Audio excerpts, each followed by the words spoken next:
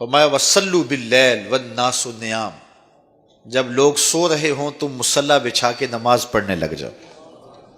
تمہارا رب کے ساتھ تعلق اس قدر مضبوط ہونا چاہیے کہ ایسے وقت میں کہ جب لوگ سو رہے ہوں تو تم سجدہ ریز ہو جاؤ، تاکہ ریاکاری کا امکان بھی مسترد ہو جائے۔ تو یہ چار کام جب تم کرو گے، رسول کریم نے ارشاد فرمایا تدخل الجنہ بالسلام، جنت میں سلامتی سے داخل ہو جاؤ۔ راستے کے جو مراحل ہیں، جنت کے اندر پہنچنے کے جو مراحل ہیں، وہ بھی سلامتی سے طے ہو جائیں گے۔ قبر بھی، حشر بھی، میزان بھی، پلزرات بھی، سارے مراحل آسانی سے طے ہوتے چلے جائیں گے اگر تم یہ چار کام کر لو۔ ان تین کاموں کا تعلق ہماری معاشرتی زندگی سے ہے، اور رات کی تنہائیوں میں مصلی بچھا کے نماز پڑھنا، اس کا تعلق جو ہے وہ ہماری نجی زندگی سے ہے، اور وہ جتنی تنہائی میں ہو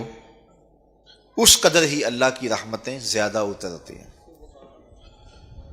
دکھلاوے کی نمازیں اللہ قبول نہیں کرتا۔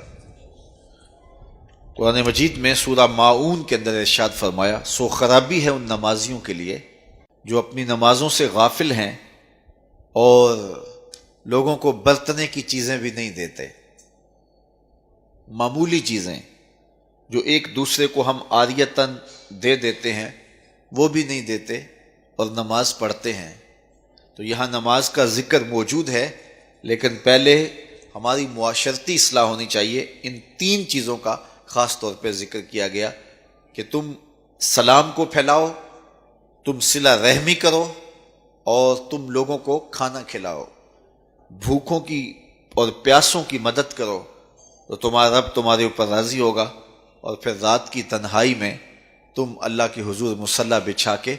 نوافل ادا کرو۔ ایک روایت میں آتا ہے کہ جب کوئی شخص رات کی تنہائی میں اٹھتا ہے اور اپنی بیوی کو اٹھاتا ہے، وہ نہیں اٹھتی، خیر یہ وضو کرنے چلا جاتا ہے تو واپس آتے ہوئے چلو میں تھوڑا سا پانی لے آتا ہے،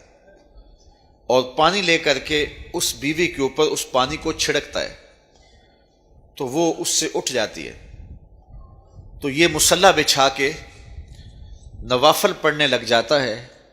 اور وہ بھی اٹھ کے وضو کرتی ہے، اور پھر وہ آتی ہے تو یہ نوافل پڑھ رہا ہوتا ہے، چارپائی کی دوسری سمت مصلی بچھا کے وہ بھی نوافل پڑھنے لگ جاتی ہے۔ حدیث میں آتا ہے جب وہ دونوں نوافل پڑھنے لگ جاتے ہیں رب مسکراتا ہے، اپنی شان کے مطابق رب مسکراتا ہے کہ میرے بندے کس طرح مخلوق سے چھپ کے میرے حضور سجدہ ریز ہیں۔ تو راتوں کی تنہائیوں میں جب لوگ سوئے ہوئے ہوں تو اس وقت سجدے کا ویسے لطف بھی اپنا ہی ہوتا ہے، چونکہ کوئی دیکھ رہا ہو تو کئی طرح کی باتیں ذہن میں آئی جاتی ہیں، لیکن تنہائی ہو، اندھیرا ہو، کوئی دیکھ نہ رہا ہو تو پھر اس کا اپنا لطف ہوتا ہے، اور سحری کے وقت اٹھ کے نماز پڑھنے کا سرور بھی اپنا ہے۔ اور میں کہتا ہوں کہ وہ ملنے کی گھڑیاں ہوتی ہیں، انسان کو ان گھڑیوں کے اندر اللہ کی خاص رحمتیں نصیب ہوتی ہیں،